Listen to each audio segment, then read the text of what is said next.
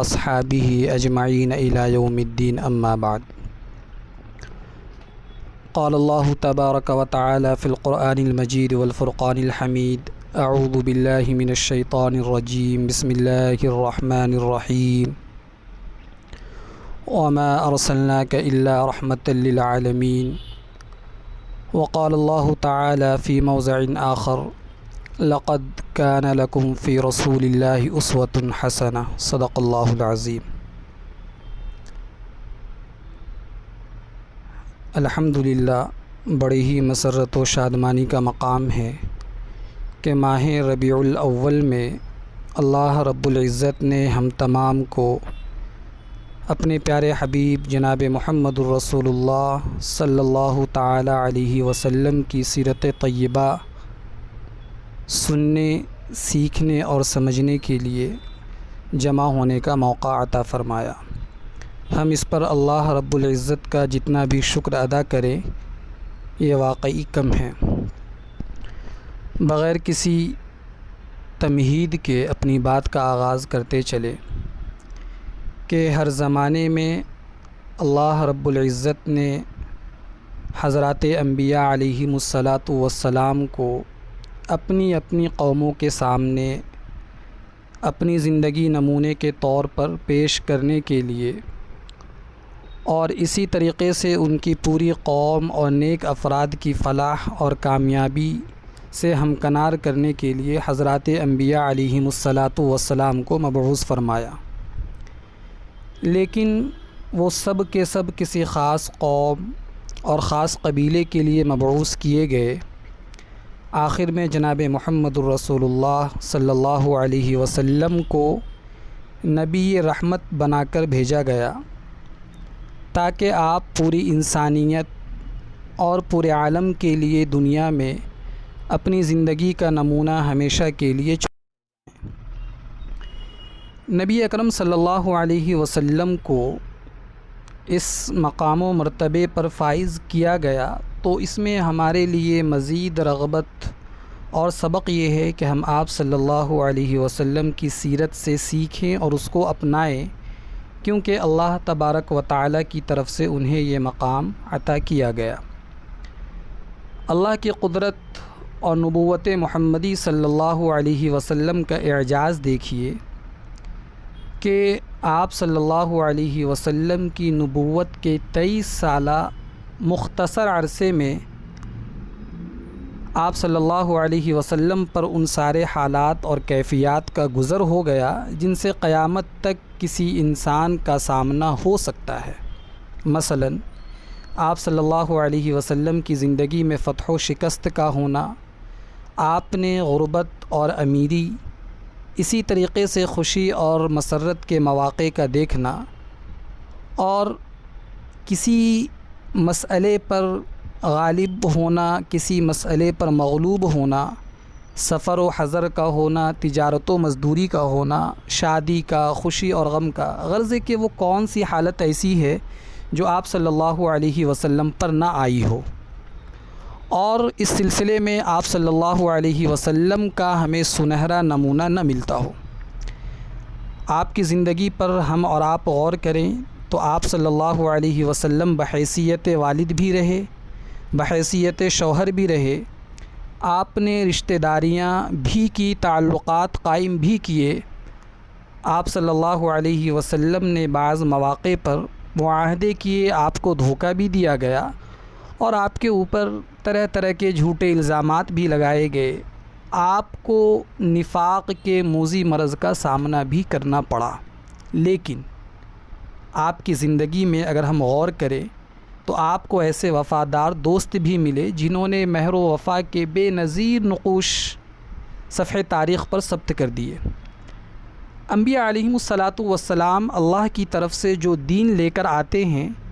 وہ محض خشک الفاظ کے سانچوں میں ڈھلا ہوا نہیں ہوتا۔ ایسا نہیں ہوتا کہ ان حضرات انبیاء کو اللہ کی طرف سے صرف واجبات و فرائض اور امر و نواہی کی ایک فہرست دے دی جائے، بلکہ اللہ رب العزت حضرات انبیاء کو کتاب و شریعت کے الفاظ کے ساتھ ساتھ اس کی روح کو سمجھنے، اس کی مزاج اور کیفیات و احساسات کا آئینہ حضرات انبیاء کو بناتے ہیں۔ یہ زندگی خود ان انبیاء کی ہوتی ہے جو اس دین و شریعت کی اتنی صاف اور مفصل تشریح کرتی ہے کہ ان کا ہر پہلو اس کے آئینے میں مجلی ہو جاتا ہے۔ جناب محمد رسول اللہ صلی اللہ علیہ وسلم کی زندگی نبوی مزاج کا آئینہ اور ان جذبات و کیفیات کا مجموعہ ہے جو براہ راست نبوت کا خاص مقصود ہے۔ اللہ تعالیٰ نے جس طرح آخری دین کے تمام ہی احکامات اور منہیات کو بحفاظت ہم تک پہنچایا، اسی طرح اللہ کی ذات نے ان کیفیات کو بھی ہم تک پہنچایا ہے۔ رسول اکرم صلی اللہ علیہ وسلم بحیثیت رسول اللہ کے دین اور اس کے پیغام کے مبلغ ہیں، اور ہم انسانوں کے لیے کامل اور حسین ترین نمونہ، ایک مکمل آئیڈیل ہیں۔ آپ صلی اللہ علیہ وسلم کی ذات اپنے اخلاق و صفات، مزاج و کردار، عادات و معاملات، تمناؤں اور جذبات، ہر چیز میں یہ عملی نمونہ ہے۔ سیرت نبوی کا ایک نہایت اہم موضوع وہ اخلاق اور روحانی انقلاب ہے جو آپ صلی اللہ علیہ وسلم کے ذریعے دنیا میں آیا، جس کے بارے میں ہر واقف کار، دوست ہو یا دشمن ہو، ان تمام نے شہادت دی کہ دنیا میں کبھی اس سے زیادہ روح پرور اور بہار اخلاق و ایمان نہیں آئی۔ تو اس سیرت کورس کا مقصد بھی یہی ہے کہ ہم جناب محمد الرسول اللہ صلی اللہ علیہ وسلم کی زندگی کے ان احوال کو، واقعات کو اور آپ کی مکمل زندگی کو جاننے اور سمجھنے کی کوششیں کریں گے جو اللہ رب العزت نے ہمارے لیے بطور آئیڈیل اور نمونے کے پیش کیا۔ قرآن کریم کی آیت کریمہ آپ کے سامنے پیش کی گئی، لقد کان لکم فی رسول اللہ اسوۃ حسنہ۔ اللہ تبارک و تعالیٰ نے اس آیت کریمہ میں ہم ایمان والوں کو ایک بڑا پیغام یہ دیا کہ جناب محمد الرسول اللہ صلی اللہ علیہ وسلم کی ذات اقدس میں ہم سب کے لیے ایک کامل رہنمائی اور ایک مکمل دین پر چلنے کا وہ تمام تر طریقہ اللہ نے ہمیں عطا کیا۔ سیرت کے لغوی معنی کیا آتے ہیں؟ سیرت کے لغوی معنی طریقہ کار یا چلنے کے رفتار یا انداز کے آتے ہیں۔ عربی زبان میں فعلتن کے وزن پر یہ مصدر آتا ہے جس کے معنی ہے کسی کام کا طریقہ یا کسی کام کو اختیار کرنے کے انداز اور اسلوب۔ لہذا سیرت کے لغوی معنی اور لفظی معنی پر اگر ہم غور کریں تو مطلب یہ ہوا چلنے کا طریقہ۔ بعد میں اس معنی میں مزید توسع پیدا ہوئی اور زندگی گزارنے کے اسلوب اور انداز کے معنی میں اس کا استعمال ہونے لگا۔ پھر بہت جلد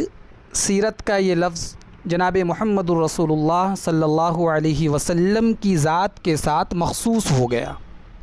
چنانچہ آج دنیا کی تمام بولی جانے والی زبانوں میں سیرت کا لفظ عموماً جناب محمد الرسول اللہ صلی اللہ علیہ وسلم کی مبارک زندگی کے لیے استعمال ہوتا ہے۔ ایک بات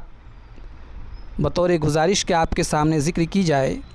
کہ ہم جس مجلس میں اس وقت شریک ہیں یہ آپ صلی اللہ علیہ وسلم کی بابرکت زندگی سے اس کا تعلق ہے، اس لیے جب کبھی آپ صلی اللہ علیہ وسلم کا نام آئے تو ہم درود ضرور ضرور پڑھیں، اس لیے کہ آپ کے نام کے ساتھ درود پاک کا پڑھنا یہ واجب ہے۔ لہذا ایک مسلمان کے لیے اپنے آپ کو جاننا اتنا ضروری نہیں ہے جتنا رسول اللہ صلی اللہ علیہ وسلم کے بارے میں جاننا ضروری ہے۔ کیوں؟ مسلمانوں کے لیے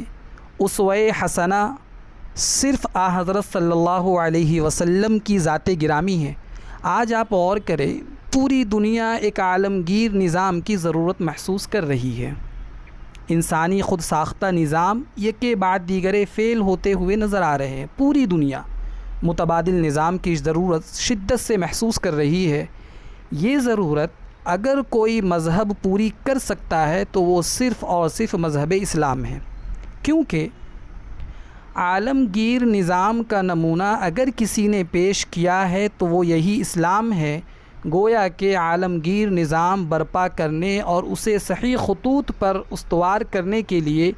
اگر کسی شخصیت کی زندگی رہنمائی کر سکتی ہے، اگر کسی شخصیت کی زندگی رہنمائی کر سکتی ہے تو وہ صرف اور صرف جناب محمد الرسول اللہ صلی اللہ علیہ وسلم کی زندگی ہے۔ جی، تو رسول اکرم صلی اللہ علیہ وسلم کی حیات طیبہ میں زندگی گزارنے کی قدر و منزلت اس خوبی کے ساتھ پائے جاتے ہیں کہ اس کا مطالعہ کرنے والا کبھی بھی اور کسی بھی مقام پر تاریکی کا نام و نشان نہیں پاتا۔ آپ صلی اللہ علیہ وسلم کی مثالی شخصیت، آپ کا شخصی کردار، آپ صلی اللہ علیہ وسلم کی محنت و شفقت اور آپ کی خشیت و انابت، یہاں تک کہ آپ کی قومی اور ملی زندگی میں دیکھ لی جائے، تمام کا جائزہ لیا جائے، تو یہ بات جس خوبی کے ساتھ کتب سیرت میں ہمیں دکھائی دیتی ہے وہ کسی اور عبقری وقت کے حوالے سے اس جامعیت کے ساتھ ہمیں دکھائی نہیں دیتی۔ اور کمال یہ ہے کہ اجتماعی ہو یا انفرادی ہو، زندگی کے تمام تابندہ نقوش ایک ہی مکمل مقدس ذات کے اندر پائے جاتے ہیں۔ نیز اسلام میں اللہ تعالیٰ کی معبودیت اور وحدانیت کے اعتراف کے بعد سب سے اہم حضرت صلی اللہ علیہ وسلم کی نبوت اور رسالت پر ایمان لانا ہے۔ جو ذات ہمارے لیے اتنی اہمیت کی حامل ہو، اس کا نام لیے بغیر ہمارا ایمان مکمل نہ ہوتا ہو، اس شخصیت کے حالات سے لا علم ہونا ایک بدترین جرم ہے۔ اللہ کے رسول صلی اللہ علیہ وسلم نے ہم تمام کو سیرت جیسے عظیم موضوع پڑھنے اور سماعت کرنے کے لیے منتخب فرمایا۔ آئیے تو جناب محمد الرسول اللہ صلی اللہ علیہ وسلم کی زندگی کے گوشوں کی طرف ہم اپنی نگاہ کو دوڑائیں گے۔ آپ کے سامنے پریزنٹیشن کی سلائیڈ نظر آ رہی ہے، آپ اسکرین پر بھی دیکھتے رہیں اور باتوں کو سنتے رہیں کہ حضور اقدس صلی اللہ علیہ وسلم کا نسب اگر آپ دیکھیں گے والد ماجد کی طرف سے، تو آپ کا نسب نامہ یوں ہے: محمد ابن عبداللہ ابن عبد المطلب ابن ہاشم بن عبد مناف بن قصی بن کلاب بن مرہ بن کعب بن لوئی بن غالب بن فہر بن مالک بن نضر بن کنانہ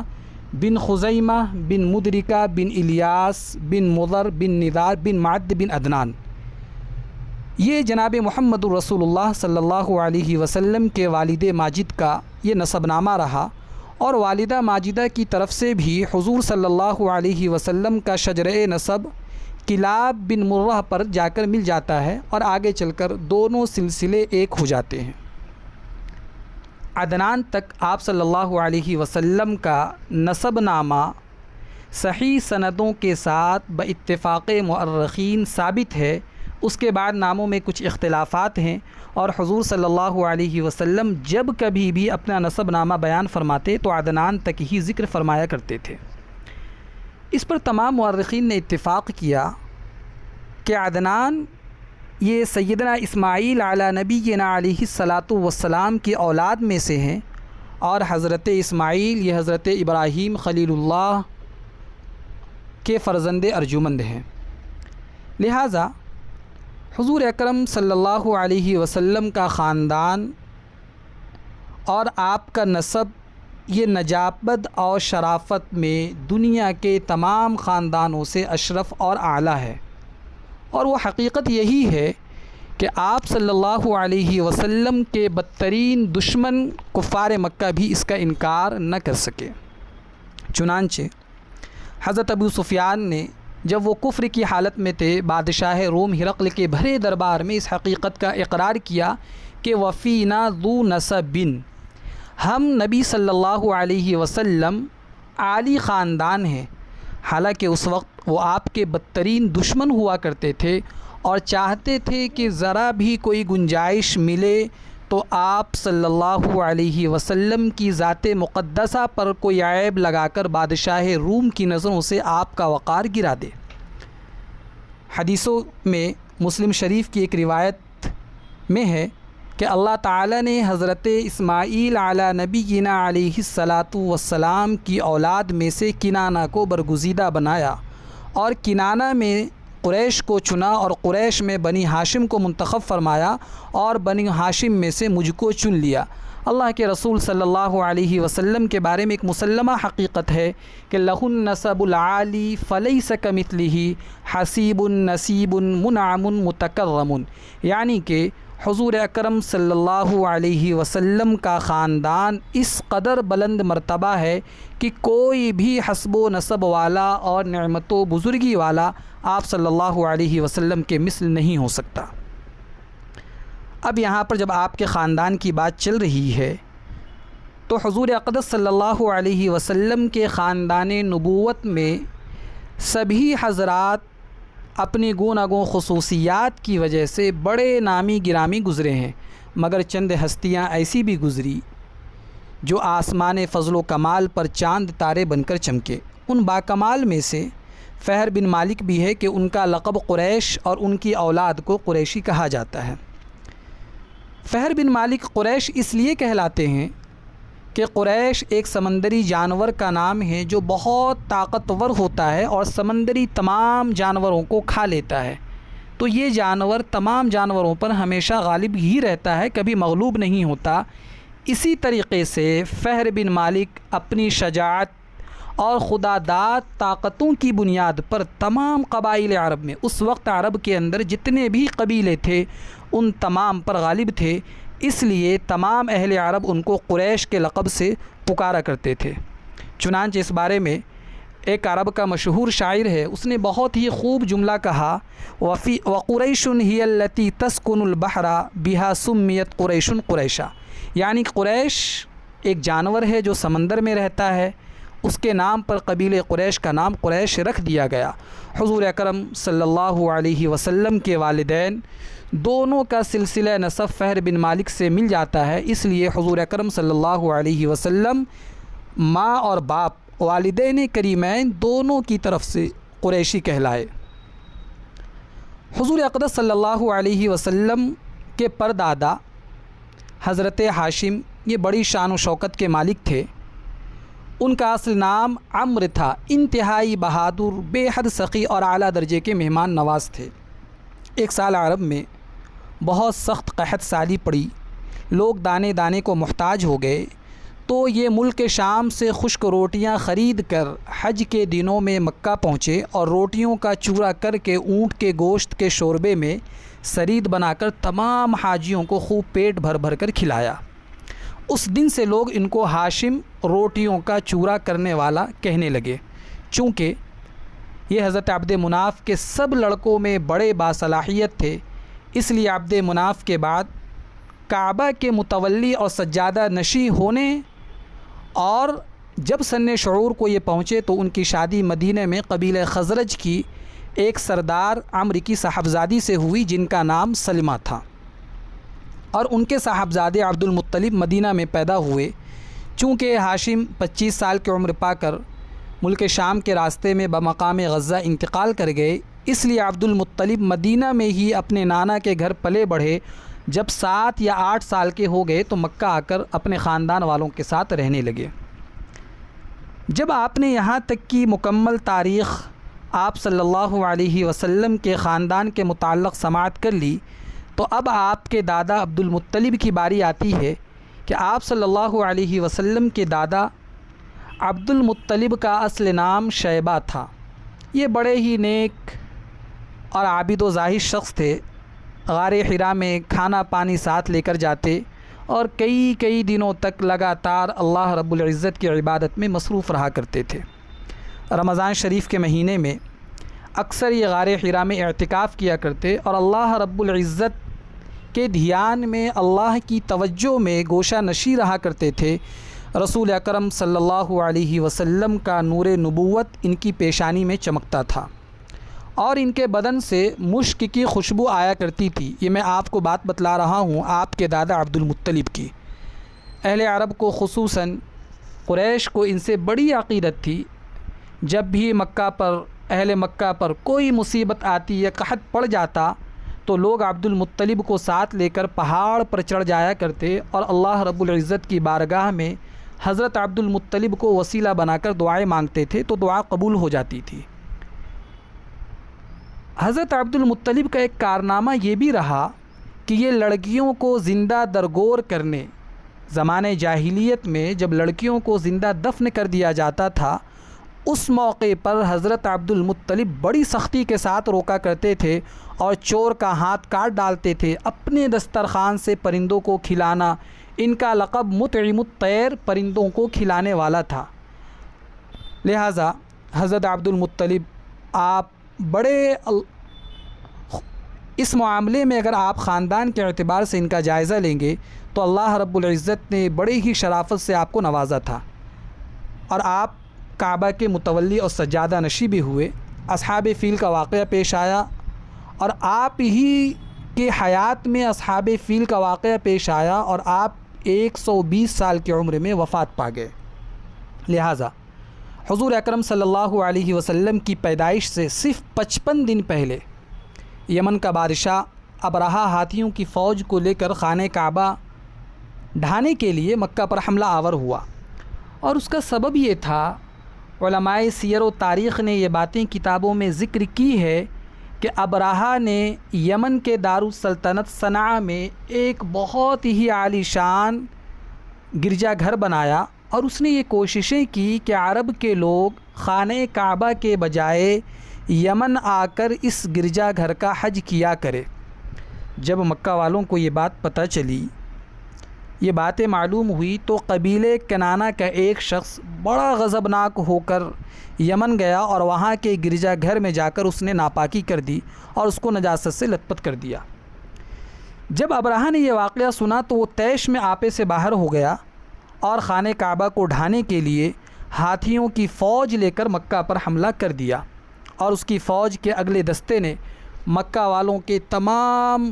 اونٹ اور دوسرے مویشیوں کو چھین لیا۔ اس میں 200 علماء سیر و تاریخ کے مطابق، اور بعضوں نے 400 کا ذکر کیا کہ عبد المطلب کے بھی اونٹ اس میں تھے، جس پر ابرہہ نے قبضہ جما لیا۔ عبد المطلب کو اس واقعے سے بڑا رنج ہوا، چنانچہ حضرت عبد المطلب نے اس معاملے میں گفتگو کرنے کے لیے اس کے لشکر میں تشریف لے گئے۔ جب ابرہہ کو یہ بات معلوم ہوئی کہ قریش کا سردار اس سے ملاقات کرنے کے لیے آیا ہے، تو اس نے عبد المطلب کو اپنے خیمے میں بلایا، اور جب حضرت عبد المطلب کو دیکھا کہ ایک بلند قامت، رعبدار اور نہایت ہی حسین و جمیل آدمی جن کی پیشانی پر نور نبوت کا جاہ و جلال چمک رہا ہے، تو صورت دیکھتے ہی ابرہہ مرعوب ہو گیا اور بے اختیار تخت شاہی سے اتر کر حضرت عبد المطلب کی تعظیم کے لیے کھڑا ہوا اور اپنے برابر بٹھا کر آپ سے دریافت کرنے لگا کہ فرمائیے اے بادشاہان قریش، یہاں آپ کی تشریف آوری کا کیا مقصد ہے؟ عبد المطلب نے جواب دیا کہ بھئی ہمارے اونٹ اور بکریاں وغیرہ جو آپ کے لشکر کے سپاہیوں نے ہانک کر لے آئے ہیں، آپ ان سب مویشیوں کو ہمارے سپرد کر دو۔ یہ سن کر ابرہہ نے کہا کہ اے سردار قریش، میں تو یہ سمجھ رہا تھا کہ آپ بہت ہی حوصلہ مند اور شاندار آدمی ہوں گے، مگر آپ نے تو مجھ سے اپنے اونٹوں کا سوال کر کے میری نظروں میں اپنا وقار کم کر دیا۔ اونٹ اور بکری کی حقیقت ہی کیا تھی؟ تو عبد المطلب نے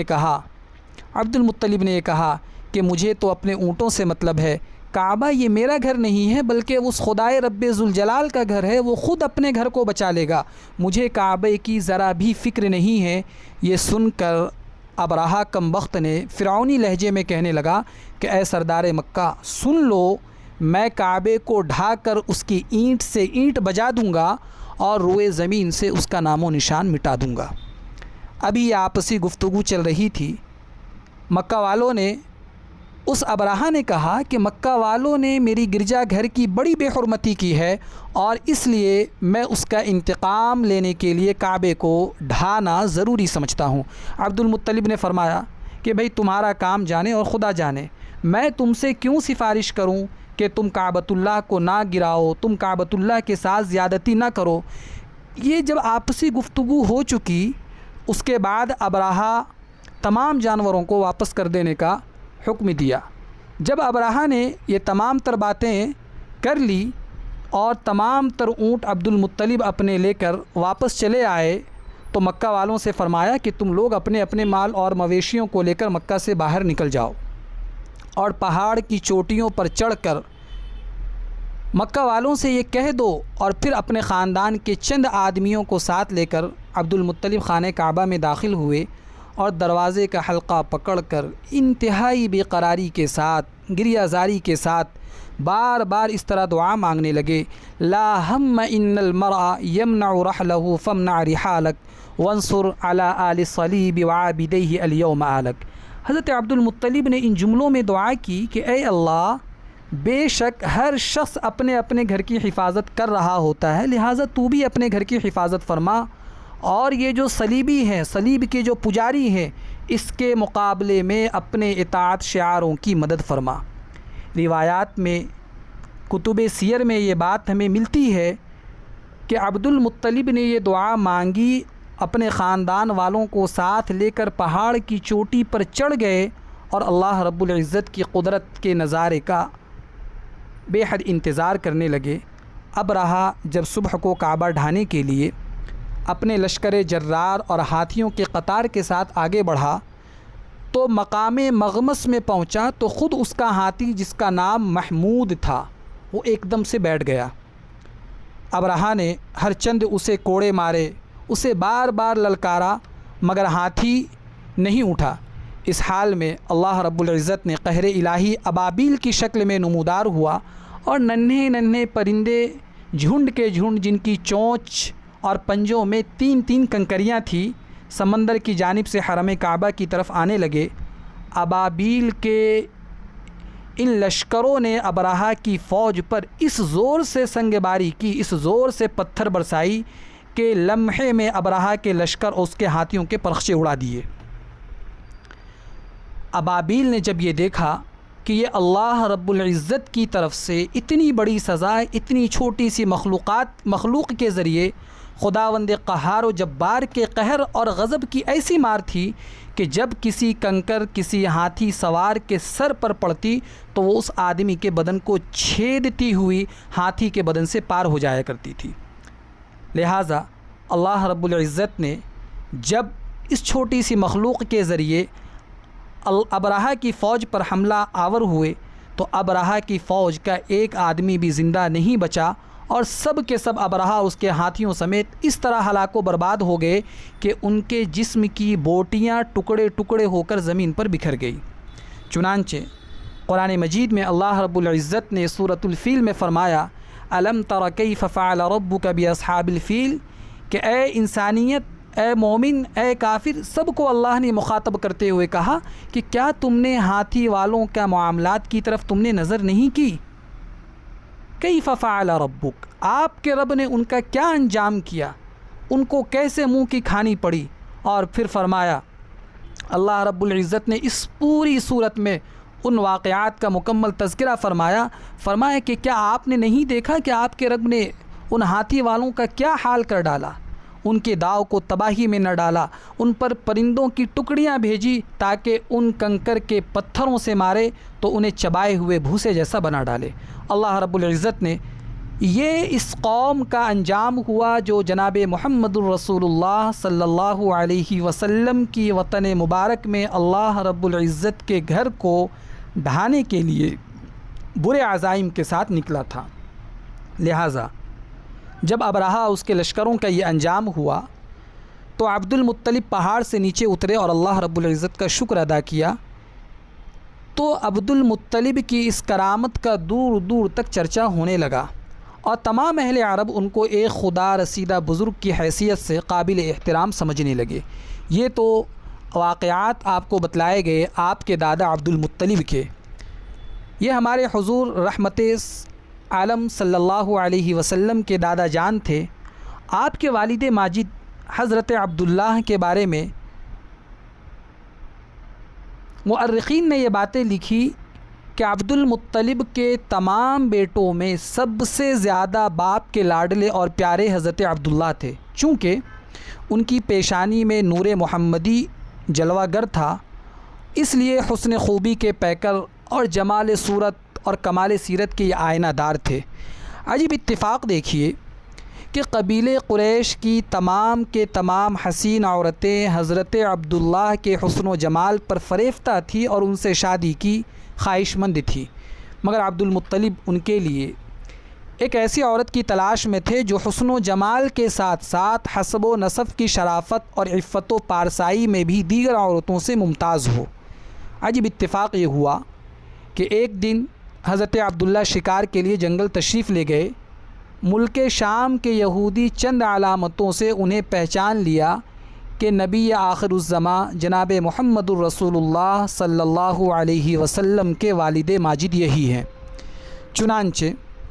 ان یہودیوں نے جناب محمد الرسول اللہ صلی اللہ علیہ وسلم کے والد ماجد کو بار بار قتل کرنے کی کوششیں کی، اور اس مرتبہ بھی یہودیوں کی ایک بڑی جماعت نے بامسلح یعنی تمام اوزار کو لے کر، تمام جنگی اسلحے کو لے کر اس نیت سے جنگل میں گئی کہ حضرت عبداللہ کو تنہائی میں دھوکے سے قتل کر دیا جائے، مگر اللہ رب العزت نے حضرت عبداللہ کو اس وقت بھی محفوظ رکھا۔ روایتوں میں یہ باتیں آتی ہے کہ اللہ رب العزت نے آپ کے چچا وہب جو اس دن جنگل میں تھے اور انہوں نے اپنی آنکھوں سے یہ سب کچھ دیکھا، اس لیے ان کو حضرت عبداللہ سے بے انتہا محبت اور عقیدت پیدا ہو گئی، اور گھر آ کر یہ عزم کیا کہ میں اپنے نور نظر حضرت آمینہ کی شادی، حضرت وہب جو ہیں یہ حضرت آمینہ رضی اللہ تعالی عنہ کے رشتہ داروں میں ان کا شمار ہوتا ہے، انہوں نے یہ فرمایا، اور رشتہ داروں سے مراد بلکہ یہ کہہ لیا جائے کہ آپ صلی اللہ علیہ وسلم کی زوجہ، آپ صلی اللہ علیہ وسلم کی والدہ ماجدہ حضرت آمینہ کے والد محترم حضرت آمینہ بنت وہب، حضرت آمینہ کے والد و ماجد۔ تو فرمایا کہ جب حضرت آمینہ رضی اللہ تعالی عنہا کے والد ماجد نے حضرت عبداللہ کو اس حالت میں دیکھا تو بے انتہا محبت اور عقیدت ان کی پیدا ہوئی، اور گھر آ کر انہوں نے یہ عزم کر لیا کہ میں اپنے نور نظر حضرت آمینہ کی شادی حضرت عبداللہ سے ہی کروں گا۔ چنانچہ یہ تمام واقعات کے ہو جانے کے بعد اپنے اس دلی تمنا کو اپنے چند دوستوں کے ذریعے انہوں نے عبد المطلب تک پہنچایا۔ اللہ رب العزت کی شان دیکھیں کہ عبد المطلب اپنے رون نظر حضرت عبداللہ کے لیے جیسی دلہن کی تلاش میں تھے وہ ساری خوبیاں حضرت آمینہ بنت وہب میں موجود تھی۔ حضرت عبد المطلب نے اس رشتے کو خوشی خوشی منظور کر لیا، چنانچہ 24 سال کی عمر میں حضرت عبداللہ کا حضرت آمینہ رضی اللہ تعالی عنہا سے نکاح ہو گیا، اور نور محمدی حضرت عبداللہ سے منتقل ہو کر حضرت آمینہ کے شکم اطہر میں جلوہ گر ہو گیا۔ جب آپ صلی اللہ علیہ وسلم حمل میں 2 مہینے کے پورے ہو گئے تو عبد المطلب نے حضرت عبداللہ کو کھجوریں لینے کے لیے مدینے کی طرف بھیجا، اور بعض مورخین نے یہ بات لکھی کہ بغرض تجارت ملک شام روانہ کیا، تو وہاں سے واپس لوٹتے ہوئے مدینے میں اپنے والد ماجد کے ننیال بنو عدی بن نجار میں 1 ماہ بیمار رہ کر 25 برس کی عمر میں وفات پا گئے، اور وہیں دار نابغہ میں ان کو دفن کر دیا گیا۔ قافلے والوں نے جب مکہ واپس لوٹ کر عبد المطلب کو حضرت عبداللہ کی بیماری کا یہ حال بتلایا، پورے واقعات بتلائے، تو انہوں نے خبر گیری کے لیے اپنے سب سے بڑے لڑکے حضرت حارث کو مدینہ بھیجا۔ ان کے مدینہ پہنچنے سے قبل حضرت عبداللہ اللہ کو پیارے ہو گئے۔ جب حارث مکے کی طرف واپس آئے اور وفات کی خبر سنائی تو سارا گھر یہ ماتم کدا بن چکا تھا، اور بنو ہاشم کے گھر میں ماتم برپا ہو گیا۔ خود حضرت آمینہ نے اپنے مرحوم شوہر کا ایسا پردرد مرثیہ پڑھا کہ جس کو اگر آپ پڑھ لیں تو آج بھی دل درد سے بھر آتا ہے۔ مورخین نے یہ باتیں لکھی، مفسرین اور محدثین نے یہ روایتیں ذکر کی کہ حضرت عبداللہ رضی اللہ تعالی عنہ کی وفات پر فرشتوں نے غمگین ہو کر بڑی حسرت کے ساتھ یہ کہا کہ یا الہی تیرا نبی یتیم ہو گیا۔ حضرت اللہ رب العزت نے فرمایا کہ کیا ہو گیا، میں اس کا حامی و ناصر ہوں۔ حضرت عبداللہ رضی اللہ عنہ کا جو ترکہ تھا، جو آپ کی وراثت تھی، اس میں ایک لونڈی یعنی باندی حضرت ایمن جس کا نام برکہ تھا، اور کچھ اونٹ کچھ بکریاں تھیں، یہ سب آپ صلی اللہ علیہ وسلم کو وراثت میں ملا۔ چونکہ ایمن بچپن میں حضور اقدس صلی اللہ علیہ وسلم کی دیکھ بھال کیا کرتی تھی، کھانے کھلانا، کپڑے پہنانا اور پرورش کی پوری ضروریات یہ مہیا کیا کرتی تھی، اس لیے حضور اقدس صلی اللہ علیہ وسلم تمام عمر حضرت ایمن کی دلجوئی فرماتے رہے، اپنے محبوب اور متبنہ غلام حضرت زید ابن حارثہ سے ان کا نکاح کر دیا اور انہی کے بطن سے حضرت اسامہ بن زید پیدا ہوئے۔ یہ تمام کی تمام باتیں آپ کے سامنے آپ صلی اللہ علیہ وسلم کے والد ماجد کے بارے میں ذکر کی گئی۔ یہاں پر بہت سارے سوالات ذہن و دماغ میں آتے ہیں، لیکن ان سب کو بالائے طاق رکھ کر ہمیں یہ بات سمجھنی ہے کہ حضور اقدس صلی اللہ علیہ وسلم کے والدین اور آباء و اجداد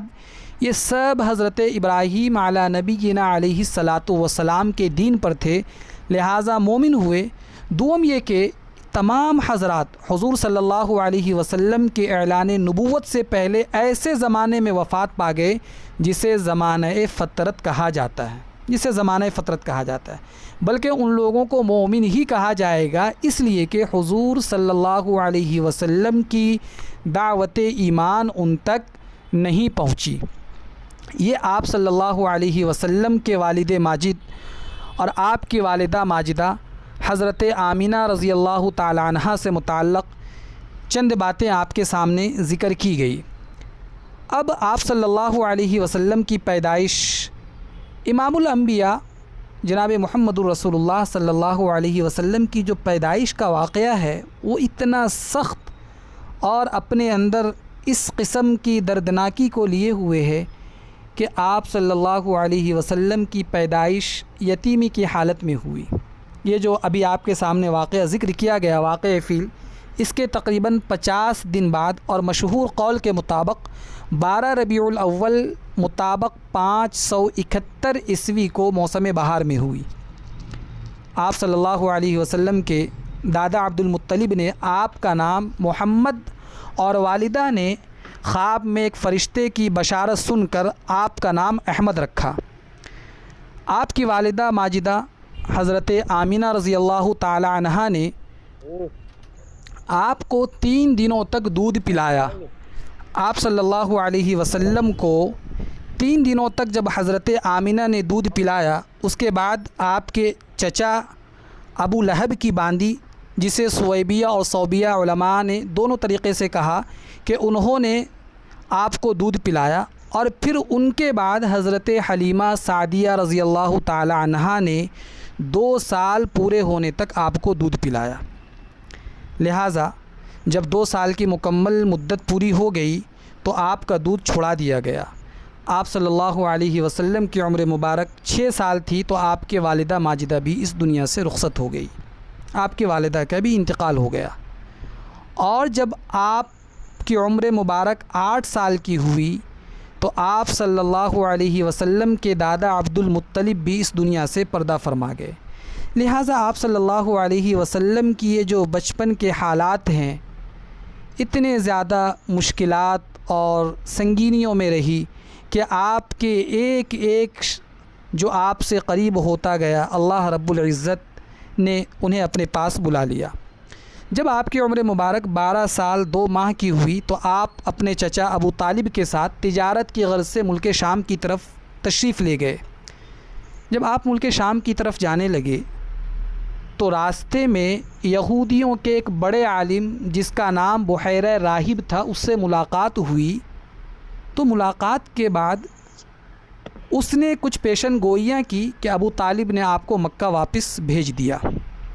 جب آپ کی عمر مبارک 15 سال 7 مہینے کی ہوئی تو آپ صلی اللہ علیہ وسلم نے اپنے قبیلے قریش اور ایک دوسرے قبیلے قیس کے درمیان ہونے والی جنگ جس کا نام حرب الفجار تھا اس میں حصہ لیا، لیکن اس لڑائی میں نہ آپ نے کسی پر کوئی ہاتھ اٹھائی، اور اس جنگ کے بعد عرب کے چند قبائل نے ان جنگوں سے تنگ آ کر یہ معاہدہ کیا کہ آئندہ قبائلی عصبیت سے بالا تر ہو کر ہم صرف اور صرف مظلوم کی مدد کریں گے، اور اس معاہدے کو حلف الفضول کہتے ہیں۔ لہذا آپ صلی اللہ علیہ وسلم نے اسے پسند فرماتے ہوئے اس میں شرکت فرمائی۔ برائے کرم کسی کا مائک آن ہے، ذرا مائک آف کر لیں۔ آپ صداقت، آپ اپنا مائک آف کر لیں۔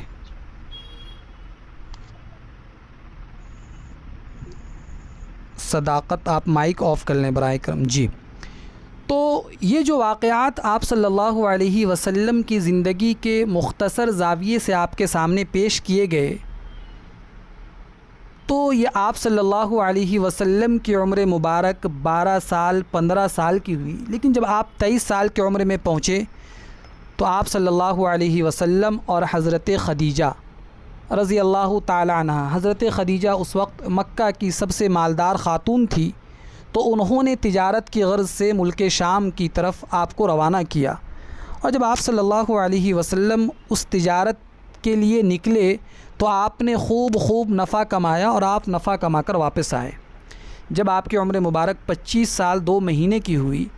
تو حضرت خدیجہ رضی اللہ تعالی عنہ سے آپ کا نکاح ہوا، اور حضرت خدیجہ کے بطن مبارک سے آپ صلی اللہ علیہ وسلم کے 2 بیٹے اور 4 بیٹیاں پیدا ہوئی. آپ ان واقعات کو اگر آپ صلی اللہ علیہ وسلم کی محبت، آپ صلی اللہ علیہ وسلم پر جانثاری کے جذبے کے ساتھ اگر ہم غور کرتے چلے جائیں تو یہ بات ہمیں ملتی ہے کہ آپ کی اولاد میں حضرت قاسم رضی اللہ تعالیٰ عنہ کی پیدائش سب سے پہلے ہوئی، اور یہ پاؤں پر چلنا سیکھ ہی رہے تھے کہ ان کی وفات ہو گئی. پھر دوسرے بیٹے حضرت عبداللہ ہیں، پیدائش کے کچھ عرصے کے بعد ان کا بھی انتقال ہو گیا. ان کی ولادت آپ صلی اللہ علیہ وسلم کو نبوت ملنے کے بعد ہوئی، لیکن جب آپ کی عمر مبارک 30 سال کی ہوئی تو آپ کے یہاں آپ کی بڑی بیٹی حضرت زینب رضی اللہ تعالی عنہ کی پیدائش ہوئی. اور اس کو میں شارٹ میں بتلاتا چلوں کہ ان کا نکاح مکے میں ان کے خالہ زاد بھائی ابو العاص رضی اللہ عنہ سے حضرت خدیجہ کے سامنے ہوا. اب یہاں پر آپ صلی اللہ علیہ وسلم کی دوسری صاحبزادی حضرت رقیہ کی پیدائش ہوئی، جن کا نکاح حضرت عثمان غنی رضی اللہ تعالیٰ عنہ سے کیا گیا. اسی طریقے سے آپ کی تیسری بیٹی حضرت ام کلثوم ہیں، جن کا نکاح مدینہ میں آپ صلی اللہ علیہ وسلم نے حضرت رقیہ کی وفات کے بعد سن 3 ہجری میں حضرت عثمان سے کیا، اور نبوت ملنے کے بعد جب آپ کی عمر مبارک 41 سال تھی تو آپ کی چوتھی صاحبزادی حضرت فاطمہ رضی اللہ تعالی عنہ کی پیدائش ہوئی، اور ان کا نکاح مدینہ میں غزوہ بدر کے بعد سن 3 ہجری میں ہوا. اور آپ کے ایک تیسرے بیٹے حضرت ابراہیم ہیں، جو حضرت ماریہ کے بطن سے مدینہ منورہ میں پیدا ہوئی، اور 17 مہینے کی عمر پا کر ان کی بھی وفات ہو گئی. تقریباً 33 برس کی عمر میں آپ صلی اللہ علیہ وسلم پر غیبی اسرار کا یہ ظہور شروع ہوا. 35 سال کی عمر میں آپ نے قبائل کے سب منتخب افراد کے ساتھ کعبۃ اللہ کی اثر نو تعمیر کی، دوران حجر اسود کی اپنے ہاتھ سے، اس لیے کہ جب حجر اسود کو کعبۃ اللہ میں نصب کرنے کی باری آئی تو تمام قبائل آپس میں جھگڑ پڑے. جناب محمد رسول اللہ صلی اللہ علیہ وسلم نے فرمایا کہ بھئی جو سب سے پہلے صبح کے وقت میں کعبہ پہنچے گا لہذا وہ پتھر کو نصب کرے گا، اور آپ نے قبائل کی تمام تر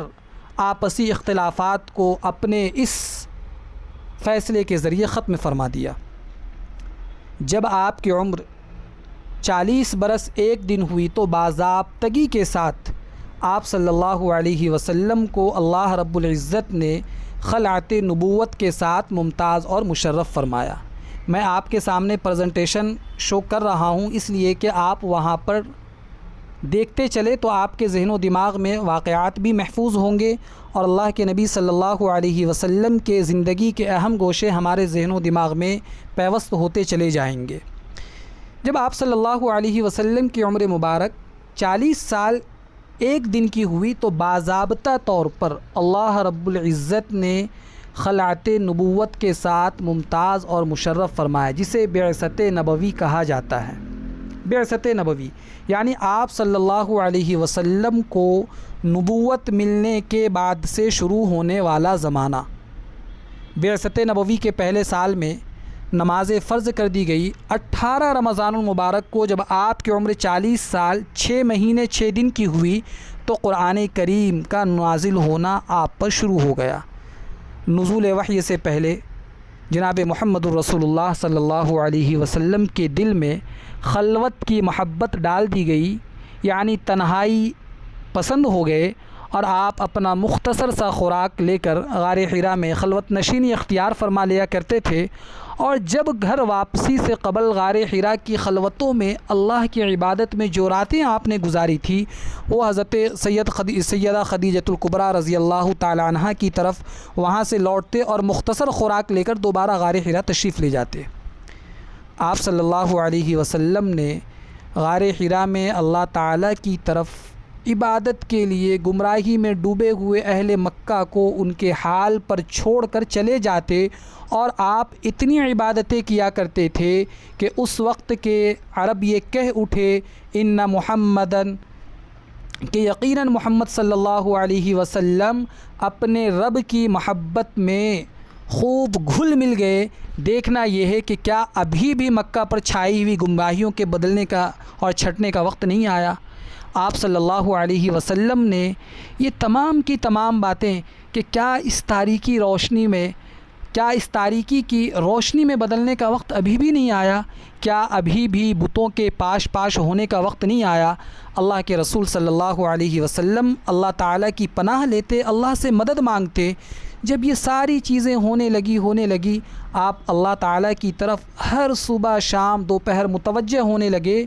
تو اس کی طرف غروب آفتاب اور ستاروں کے چمکنے کی طرف آپ متوجہ ہوتے آپ کا ہر لہجہ، ہر سانس پر پلک جھپکنے اور دل کی دھڑکن کی ہر سرگوشی اللہ تعالیٰ کی طرف ہجرت کرنے والی تھی۔ آپ کی ساری زندگی اللہ تعالیٰ کے لیے تھی، اس کے باوجود دن سال اس حال میں گزرتے رہے کہ تاریکیاں مکہ کے اطراف و اکناف میں سایہ فگن ہو جاتی تھی۔ بت، گمراہی، بے راہ روی، جتنی ساری چیزیں ہیں یہ بے راہ روی کی علامتیں بن کر کعبہ کی در و دیوار پر لٹک رہے تھے۔ لہٰذا جب یہ ہوا کہ جب خوف اور بے چینی یہ امید سے بدلنے لگی، اور آپ کے اندر اللہ رب العزت نے عجز و انکساری میں اتنا اضافہ فرما دیا کہ آپ اللہ کی بارگاہ میں بہت زیادہ اللہ کی بارگاہ میں التجائیں آپ کی بڑھنے لگی کہ رسول اکرم صلی اللہ علیہ وسلم کی پاکیزگی اور نورانیت یہ انتہا کو چھونے لگی تھی۔ ایک رات جناب محمد الرسول اللہ صلی اللہ علیہ وسلم غار حرا میں اعتکاف کی حالت میں تھے کہ رمضان المبارک کے مہینے میں وہ رکاوٹیں ہمیشہ کے لیے اللہ رب العزت نے ختم کر دی کہ جو ایک جانب سے بشری کسب اور دوسری جانب سے اللہ تعالیٰ کے فضل کے درمیان تھی۔ دوسرے لفظوں میں یہ کہا جائے کہ وہ رکاوٹ دور ہوئی جو نبوت اور ولایت کے درمیان تھی۔ رحمت دو عالم صلی اللہ علیہ وسلم غار حرا میں اعتکاف کی حالت میں تھے کہ اللہ کا فرشتہ یہ پیغام لایا۔ سیدنا جبرائیل علیہ الصلاۃ والسلام تشریف لائے اور انہوں نے کہا اقرا، پڑھیے۔ اللہ کے رسول صلی اللہ علیہ وسلم نے فرمایا ما انا بقارئ، میں پڑھا ہوا نہیں ہوں۔ یکے بعد دیگرے انہوں نے کہا۔ اللہ کے رسول صلی اللہ علیہ وسلم فرماتے ہیں کہ میں نے جواب دیا ما انا بقارئ، میں پڑھا ہوا نہیں ہوں۔ لہذا دوسری مرتبہ اس نے مجھے زوروں سے اپنے بازوؤں میں خوب اچھی طرح بھیجا اور پھر چھوڑ کر کہا پڑھیے۔ میں نے پھر کہا ما انا بقارئ۔ تیسری مرتبہ اس نے مجھے زور سے اپنے بازوؤں سے دبایا اور مجھے چھوڑ کر کہا اقرأ بسم ربک الذی خلق خلق الانسان من علق اقرأ وربک الاکرم۔ اللہ کے رسول صلی اللہ علیہ وسلم یہ آیات لیے ہوئے دھڑکتے دل کے ساتھ حضرت خدیجہ کے پاس تشریف لائے اور حضرت خدیجہ سے فرمایا زملونی زملونی، خدیجہ مجھے چادر اڑھا دو۔ سیدہ خدیجہ رضی اللہ تعالی عنہ آپ کو چادر اڑھا دی، اور جب آپ کی گھبراہٹ سکون میں تبدیل ہوئی تو آپ نے اپنے رفیق حیات یعنی حضرت خدیجہ کو ان تمام واقعات کی خبر دی، تو حضرت خدیجہ رضی اللہ تعالی عنہ نے یوں فرمایا کلا واللہ لا یخزیک اللہ ابدا انک لتصل الرحم وتحمل الکل وتکسب المعدوم وتعین علی نبائب الحق وتقری الضیف۔ اس طریقے کے الفاظ حضرت خدیجہ نے آپ صلی اللہ علیہ وسلم سے فرمایا کہ اے میرے پیارے سرتاج، ہرگز اللہ آپ کو ضائع اور رسوا نہیں ہونے دے گا۔ کیوں؟ اس لیے کہ آپ کے اتنے اچھے صفات ہیں کہ آپ تو صلہ رحمی کرتے ہیں، آپ بے سہاروں کا بوجھ اٹھاتے ہیں، آپ بے آسرا اور بے امید لوگوں پر خرچ کیا کرتے ہیں۔ آپ کی خاصیت یہ ہے کہ آپ مہمانوں کی ضیافت کرتے ہیں اور حق کی راہ میں آنے والے مصائب کو، آلام کو، تکالیف کو آپ برداشت کیا کرتے ہیں۔ یہ تمام کی تمام باتیں جب اللہ کے رسول صلی اللہ علیہ وسلم سے حضرت خدیجہ نے فرمایا، پھر حضرت خدیجہ آپ کو لے کر اپنے چچا زاد بھائی ورقہ بن نوفل کے پاس لے گئی۔ ورقہ بن نوفل یہ خالص عربی النسل اور خاندانی طور پر قریش کے اعلیٰ طبقے سے تعلق رکھتے تھے، اور ورقہ بن نوفل ان لوگوں میں سے تھے جنہوں نے زمانے جاہلیت میں کبھی بھی بت پرستی نہیں کی، بلکہ ہمیشہ اپنا دامن انہوں نے بچایا۔ اور حضرت خدیجہ رضی اللہ تعالی عنہا نے ان کا انتخاب اس لیے بھی فرمایا کہ ورقہ بن نوفل دین کا مطالعہ ان کا صرف عربی زبان میں ہی نہیں کیا تھا، بلکہ جب انہوں نے یہ محسوس کیا کہ مطالعہ مسیحیت کے لیے صرف عربی زبان کافی نہیں، تو انہوں نے عبرانی زبان بھی سیکھی۔ ان کے بارے میں اصح الکتب بعد کتاب اللہ البخاری، حضرت امام بخاری رحمہ اللہ نے فرمایا کہ ورقہ بن نوفل نے زمانے جاہلیت میں مذہب نصرانیت اختیار کر لی تھی، اور وہ عبرانی زبان بھی لکھنا جانتے تھے۔ وہ عبرانی زبان میں انجیل سے جس قدر چاہتے تھے لکھ لیتے تھے، لیکن ان تمام باتوں کے باوجود ورقہ بن نوفل کی جو سب سے بڑی خصوصیت تھی وہ یہ کہ وہ اپنی رائے میں بڑا پختہ تھا۔ اللہ رب العزت نے اسے علم اور انتہائی درجے کا اخلاص عطا کیا تھا کہ وہ نزول وحی کے ابتدائی زمانے میں نابینا اور عمر رسیدہ ہو چکے تھے، لیکن انہیں دین کا اور دنیا کے بہت سارے امور کا علم تھا۔ اب وہ اللہ کی راہ میں اپنے استطاعت کے مطابق ورقہ بن نوفل اچھے خاتمے کے علاوہ کسی چیز کی امید نہیں کرتے تھے۔ ان سب باتوں کے پیش نظر سیدہ خدیجۃ الکبریٰ رضی اللہ تعالی عنہا اپنے سرتاج جناب محمد الرسول اللہ صلی اللہ علیہ وسلم کو لے کر ان کے پاس گئی اور کہنے لگی کہ اے میرے چچا زاد بھائی، اپنے بھتیجے کی بھی کوئی بات سن لو۔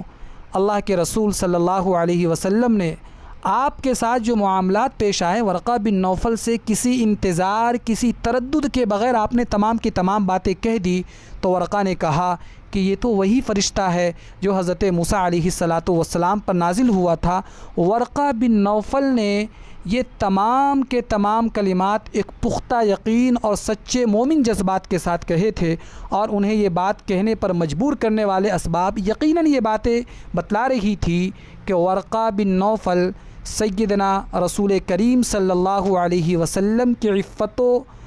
پاک دامنی والی زندگی سے آگاہ تھی۔ اس کے علاوہ ورقہ بن نوفل کی نظر میں رسول کریم صلی اللہ علیہ وسلم دنیا کی جھوٹی اور کھوکھلی عزت کے حصول سے بھی دور رہنے والے تھے۔ یہ تمام کی تمام باتیں جب ہو گئی تو انہوں نے آپ صلی اللہ علیہ وسلم کے نزول وحی کی خبر سنی، اور آپ کی خبر میں کوئی منطقی تسلسل یا سوچی سمجھی کوئی تدبیریں نہیں تھی، بلکہ فقط معصومیت اور سچائی تھی۔ ورقہ بن نوفل نے جو ہی قرآن کریم کی پہلی آیت سنی، اس کے دل و دماغ نے فوراً یہ گواہی دی کہ یہ کلام آسمان سے نازل شدہ ہے۔ پہلی وحی میں سورہ علق کی ابتدائی 5 آیات نازل ہوئی، اقرأ بسم ربک الذی خلق خلق الانسان من علق اقرأ وربک الاکرم الذی علم بالقلم علم الانسان ما لم یعلم، کہ اے پیارے پیغمبر صلی اللہ علیہ وسلم، اپنے رب کے نام کے ساتھ پڑھنا شروع کیجئے جس نے پیدا کیا، جمے ہوئے خون کے ایک لوتھڑے سے انسان کی تخلیق کی، اور فرمایا کہ پڑھو اس رب کے نام سے، تمہارا رب بڑا کریم ہے جس نے قلم کے ذریعے سے علم سکھایا، انسان کو وہ علم دیا جسے وہ جانتا بھی نہیں تھا۔ یہاں تک کی تمام باتیں آپ کے سامنے ذکر کی گئی کہ جناب محمد الرسول اللہ صلی اللہ علیہ وسلم کی پیدائش، آپ کا بچپنا، اور بچپنے سے لے کر آپ صلی اللہ علیہ وسلم کی نکاح ہونے، اور پھر آپ پر نزول وحی کا آغاز کیسا ہوا، یہ تمام کی تمام باتیں آپ کے سامنے بطور اختصار کے ذکر کی گئی۔ اب آپ صلی اللہ علیہ وسلم پر جب وحی کا نزول ہو چکا تھا تو خاموش دعوت آپ کے اوپر ضروری ہو گئی کہ آپ صلی اللہ علیہ وسلم مکی زندگی میں آپ نے یہ دیکھا کہ اگر ہمیں اپنے صحیح موقف پر پہاڑ کی طرح قائم رہنا ہے تو تبلیغ اسلام اور دعوت حق کو لے کر نکلنا ہوگا۔ لیکن جب آپ اسلام کی تبلیغ کے لیے اور حق کی دعوت کے لیے مکہ میں نکلے تو مکہ کی اکثریت آپ کے خلاف ہو گئی۔ وہ ہمیشہ آپ کے اور اس وقت میں ایمان لانے والے کے در پہ آزار رہنے لگے، اور لہٰذا انہیں تکلیف پہنچانے کے لیے، تکلیفیں دینے کے لیے دن اور رات اسلام اور پیغمبر اسلام اور متبعین اسلام کے خلاف سازشیں رچنے لگے۔ لیکن اللہ کے رسول صلی اللہ علیہ وسلم نے کفار مکہ کے اس برتاؤ کا جواب ہمیشہ صبر و استقامت کے ساتھ ہی دیا۔ انہیں تکلیفیں پہنچائی گئی، لیکن آپ نے کبھی بھی ان تکلیفوں کا، آپ نے کبھی بھی کوئی اینٹ کا جواب اینٹ سے نہیں دیا، بلکہ آپ ہمیشہ دعوت حق کو اپنے موقف سے ذرہ برابر بھی پیچھے ہٹنا گوارا نہیں کیا، حتیٰ کہ آپ کو پورے عرب کی بادشاہت، آپ کو مال و دولت اور حسین ترین عورتوں کی، اور یوں کہہ لیا جائے کہ اس زمانے میں آرام اور آشائش کے لیے جتنی چیزیں ہو سکتی تھی ان تمام کی پیشکش بھی کی گئی۔ لیکن آپ صلی اللہ علیہ وسلم نے ابو طالب کی فہمائش اور اس دعوت حق کے سامنے ہر پیشکش کو آپ نے حقارت کے ساتھ ٹھکرا دیا، اور آپ نے اپنے چچا ابو طالب سے کہا کہ اے میرے پیارے چچا، اگر یہ میرے ایک ہاتھ پر چاند رکھ دے، دوسرے ہاتھ میں سورج رکھ دے اور مجھ سے یہ کہے کہ دعوت دین سے باز آ جاؤ، تو میں ایسا ہرگز نہیں کر سکتا۔ یہ آپ صلی اللہ علیہ وسلم کو جب اللہ رب العزت نے اس دعوت کے لیے آپ کو اس بات کی اجازت دی کہ اب آپ جو ہے اس دعوت کو خاموشی کے ساتھ نہیں، بلکہ آپ اس دعوت کو کھلم کھلا لوگوں کے سامنے پیش کرے، تو قرآن کریم کی آیت کریمہ نازل ہوئی، فاصدع بما تؤمر واعرض عن المشرکین، کہ اے پیارے پیغمبر صلی اللہ علیہ وسلم، آپ کو جو حکم دیا جا رہا ہے اسے واضح طور پر بیان کیجیے اور مشرکین سے آپ اپنا رخ پھیر لیں۔ لہٰذا اس کے بعد رسول اکرم صلی اللہ علیہ وسلم نے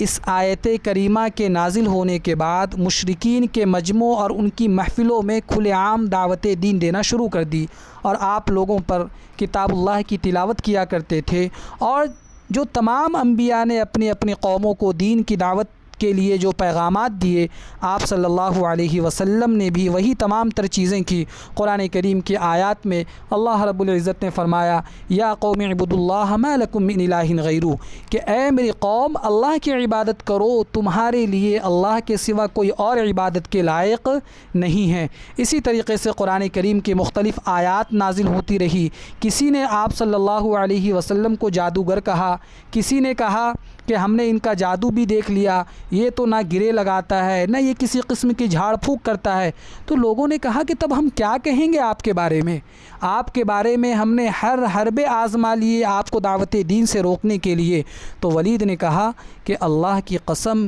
اس کی باتیں بڑی شیرینی ہوتی ہے، بڑی مٹھاس ہوتی ہے، اس کی جڑیں جو ہے یہ بڑی پائیدار ہے، اس کی شاخ یہ بڑی پھولدار ہے، تم جو بھی بات کہو گے لوگ اسے باطل سمجھیں گے، البتہ اس کے بارے میں سب سے مناسب بات یہ ہو سکتی ہے کہ یہ کہو کہ وہ جادوگر ہے۔ اس نے ایک ایسا کلام پیش کیا جو جادو ہے، اس سے باپ بیٹے، بھائی بھائی، شوہر بیوی اور قبیلے کنبے سب میں پھوٹ پڑ جاتی ہے۔ بالآخر تمام لوگوں نے اس بات پر، اس تجویز پر اتفاق کیا اور وہاں سے رخصت ہوئے۔ بعض روایات میں علماء محدثین نے یہ باتیں لکھی ہے کہ جب ولید نے لوگوں کو ساری تجویزیں لوگوں کی رد کر دی تو لوگوں نے کہا کہ پھر آپ ہی اپنے دماغ سے کوئی رائے پیش کرو۔ تو ولید نے کہا کہ مجھے ذرا سوچنے کا موقع دو۔ لہذا اس کے بعد وہ سوچتا رہا یہاں تک کہ اس نے ایک رائے پیش کی۔ اس کے متعلق سورہ مدثر کی 16 آیات نازل ہوئی، جن میں سے چند آیات میں اس کے سوچنے کا نقشہ بھی اللہ رب العزت نے کھینچ کر بتلایا۔ قرآن کریم کی آیت کریمہ ہے، اِنَّهُ فَكَّرَ وَقَدَّرَ فَقُتِلَ كَيْفَ قَدَّرَ، کہ اس نے سوچا اور اندازہ لگایا، کم وقت مردود غارت ہو جائے کہ اس نے، قرآن یہ کہہ رہا ہے کہ اس نے کیا اندازہ لگایا اور پھر غارت ہو۔ قرآن کریم نے کہا کہ اس کی پیشانی سکڑ گئی، اس کا منہ بسور گیا اور وہ پلٹا اور تکبر تکبر کے ساتھ کہتا ہوا کہ بھئی یہ نرالا جادو، فقال ان ھذا الا سحر یوسر ان ھذا الا قول البشر، یہ تمام کی تمام آیات اس کم بخت اس ملعون کے لیے نازل ہوئے تھے۔ اسلام جب مسلمانوں نے قبول کرنا شروع کیا، جب اسلام اللہ کے رسول صلی اللہ علیہ وسلم کی دعوت سے مکہ میں پھیلنا شروع ہوا، تو مشرکین مکہ نے اس کو روکنے کے لیے طرح طرح سے مسلمانوں پر ظلم و ستم کی، ایسے ایسے مصائب توڑے گئے اور ایسی ایسی سزائیں دی گئی جنہیں سن کر انسانی رونگٹے کھڑے ہو جاتے ہیں اور دل پھٹ جاتا ہے۔ حضرت عثمان بن عفان کے چچا انہیں کھجور کی چٹائی میں لپیٹ کر دھواں دیا کرتے تھے کہ حضرت عثمان اس چٹائی کے دھوئیں سے گھٹ گھٹ کر دم توڑ دے۔ اسی طریقے سے حضرت مصعب ابن عمیر رضی اللہ تعالیٰ عنہ کے بارے میں آتا ہے کہ وہ اتنے زیادہ مالدار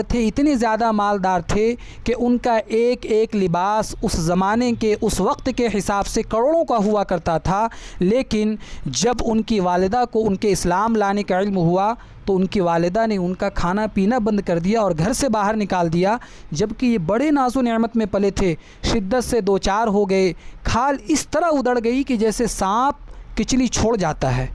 حضرت بلال کے بارے میں آپ تاریخ اٹھا کر دیکھیں، حضرت امیہ بن خلف نے کس طریقے سے حضرت بلال رضی اللہ تعالیٰ جو حضرت امیہ بن خلف کے غلام تھے، امیہ ان کی گردن میں رسی ڈال کر لڑکوں کے حوالے کر دیتا کہ انہیں مکہ کے پہاڑوں میں گھسیٹتے رہو، انہیں ڈھکیلتے رہو، یہاں تک کہ گردن پر رسی کے نشانات پڑ جاتے، لیکن حضرت بلال رضی اللہ تعالیٰ عنہ جنہوں نے بڑی قربانیوں کے ساتھ اس دین کو اپنایا تھا، ہمیشہ احد احد کہتے رہتے، اور حضرت بلال یہ کہتے کہ اگر مجھے کوئی ایسا کلمہ معلوم ہو جاتا جو تمہیں اس سے بھی زیادہ ناگوار ہوتا تو میں اسے کہتا۔ یہ تمام کی تمام چیزیں چل رہی تھی، مسلمانوں کے ساتھ ظلم و زیادتی کا دورہ تھا۔ حضرت بلال کو اسی طریقے سے سزائیں دی جا رہی تھی کہ ایک مرتبہ حضرت ابو بکر کا گزر ہوا اور انہوں نے حضرت بلال کو ایک کالے غلام کے بدلے، اور کہا جاتا ہے کہ 200 درہم میں، یعنی اس زمانے کے اعتبار سے اگر دیکھا جائے تو 1.5 کلو سے زائد چاندی کے بدلے خرید کر آزاد کیا۔ یہ سب ساری چیزیں ہوتی رہی، قرآن کریم کی آیت کریمہ نازل ہوئی، من کفر باللہ من بعد ایمانہ الا من اکرہ وقلبہ مطمئن بالایمان، کہ جس نے اللہ پر ایمان لانے کے بعد کفر کیا اس پر اللہ کا غضب ہو، اس کے لیے عذاب عظیم ہے، لیکن جسے مجبور کر دیا جائے اور اس کا دل ایمان پر مطمئن ہو۔ حضرت بلال رضی اللہ تعالی عنہ کے ساتھ یہی تمام معاملات اور دیگر مسلمانوں کے ساتھ پیش آئے۔ اس کے بعد مسلمانوں کے لیے مکۃ المکرمہ میں جینے کو دشوار کر دیا گیا، مسلمانوں کو طرح طرح کی آزمائشوں میں مبتلا کر دیا گیا، یہاں تک کہ پھر مسلمانوں کو وہاں سے ہجرت کرنے پر مجبور ہونا پڑا۔ انشاءاللہ العزیز ہم آئندہ کل کے سیشن میں ہجرت کا آغاز کیسے ہوا، مسلمانوں نے ہجرت کیوں کی، کس مقام کی طرف کی، اور اس کے بعد کیا حالات آئے، انشاءاللہ اگلے سیشن میں اس کو بیان کیا جائے گا۔ آج کے اس 1 گھنٹے کی نشست میں آپ کے سامنے اہم اور تاریخ کے اہم واقعات کو آپ کے سامنے ذکر کیا گیا، تاکہ اس ماہ مبارک کے حوالے سے جناب محمد الرسول اللہ صلی اللہ علیہ وسلم کی ذات گرامی، جس کے بارے میں قرآن نے کہا لقد کان لکم فی رسول اللہ اسوۃ حسنہ، کہ آپ آئیڈیل ہیں، نمونہ ہیں، وہ ہم تمام کے سامنے آ جائے، تاکہ ہماری زندگیوں میں آپ صلی اللہ علیہ وسلم کے نقش قدم کے مطابق ہم اپنی زندگی کو بنا سکیں۔ تو انشاءاللہ العزیز آگے کی جو باتیں ہیں انشاءاللہ وہ کل بیان کی جائے گی۔ ہم اپنی نشست کو آج یہیں پر مکمل کریں گے۔ اب آپ حضرات کو کچھ اگر سوالات کرنا ہو اس سیشن کے تعلق سے تو آپ کو مائک آن کرنے کی اجازت ہے، آپ مائک آن کریں اور سوالات کریں گے۔ جی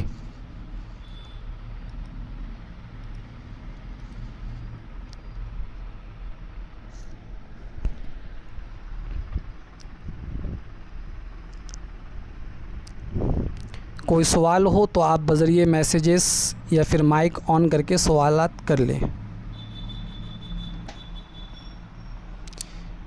جی کچھ لوگوں نے میسیجز کیے ہیں ٹائمنگ کب تک ہے۔ روزانہ انشاءاللہ العزیز آپ 9 بجے وقت پر لنک پر کلک کر لیں، 9 بجے شامل ہو جائیں۔ انشاءاللہ ہماری کوشش یہ رہے گی کہ 10 سوا 10 بجے تک ہم اپنے سیشن کو کمپلیٹ کر لیں۔ جی تو آپ 9 بجے سے سوا 10 تک کی ٹائمنگ فارغ کر کے آئیں۔ جی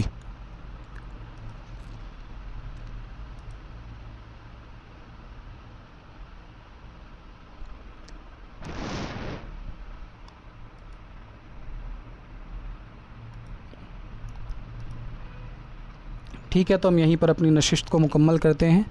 انشاءاللہ العزیز آئندہ کل تشریف لائیں، مزید باتیں انشاءاللہ ہم کل پڑھیں گے۔ جی آپ ہی کچھ سوال پوچھ لیا کریں۔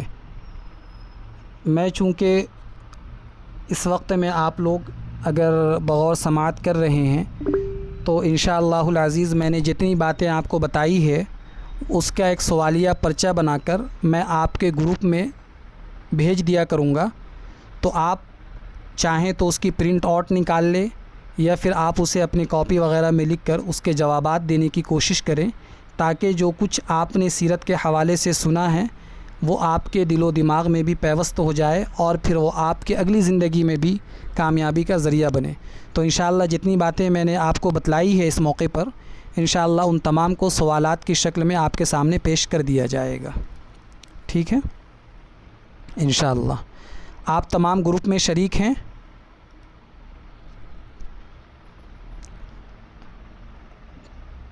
جی یہاں پر جو ہے لنک ابھی فراہم کی جا رہی ہے ان باکس میں، تو آپ جو ہے وہاں سے اگر کوئی گروپ میں شریک نہ ہو تو گروپ میں شریک ہو جائیں، تاکہ جو کچھ بھی ایکٹیویٹیز ہماری سیرت کے تعلق سے ہمیں دی جاتی رہے تو ہم لوگ اس میں برابر پارٹیسپیٹ کریں اور انشاءاللہ العزیز اس سے ہم سیکھتے رہیں۔ یہاں پر دیکھیے ابھی گروپ کی لنک مینشن کی گئی ہے، آپ لوگ اس سے گروپ جوائن ہو جائیں، اور سیرت کا یہ بابرکت موقع ہے، ہم سے جتنا زیادہ ہو سکے ہم از خود بھی شریک ہوں، اپنے دوست و احباب اپنے ریلیٹیو کو بھی اس کی دعوت دیں، چونکہ یہ سیرت کے موقع احادیث مبارکہ میں بڑی اس کی فضیلتیں آئی ہے، اور اکابرین نے اس سلسلے میں یہ باتیں بتلائی کہ سیرت کی جو مجلسیں ہوتی ہیں وہ نہایت ہی بابرکت اور متبرک ہوتی ہیں۔ تو ہم اگر کوشش کریں گے تو انشاءاللہ العزیز ہمیں اس کے نیک ثمرات دیکھنے کو بھی ملیں گے۔ ٹھیک ہے، جزاکم اللہ خیر و احسن الجزاء۔ سبحان اللہ بحمدہ، سبحانک اللہم و بحمدک، ونشہد ان لا الہ الا انت، ونستغفرک ونتوب الیک۔ سبحان ربک رب العزۃ عما یصفون، وسلام علی المرسلین، والحمد للہ رب العالمین۔ السلام علیکم ورحمۃ اللہ وبرکاتہ۔ وعلیکم السلام ورحمۃ اللہ۔ وعلیکم السلام ورحمۃ اللہ وبرکاتہ۔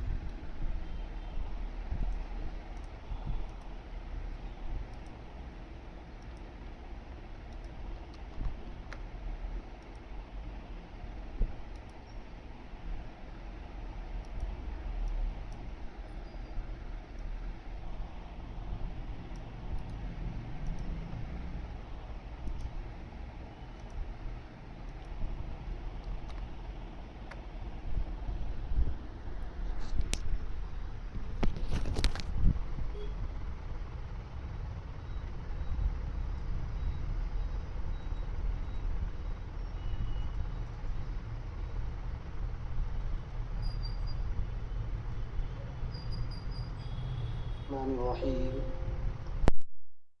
الحمد للہ رب العالمین، والعاقبۃ للمتقین، والصلاۃ والسلام صلی اللہ علیہ وسلم کے اعلان نبوت سے پہلے ایسے زمانے میں وفات پا گئے جسے زمانہ فطرت کہا جاتا ہے، بلکہ ان لوگوں کو مومن ہی کہا جائے گا، اس لیے کہ حضور صلی اللہ علیہ وسلم کی دعوت ایمان ان تک نہیں پہنچی۔ یہ آپ صلی اللہ علیہ وسلم کے والد ماجد اور آپ کی والدہ ماجدہ حضرت آمینہ رضی اللہ تعالی عنہا سے متعلق چند باتیں آپ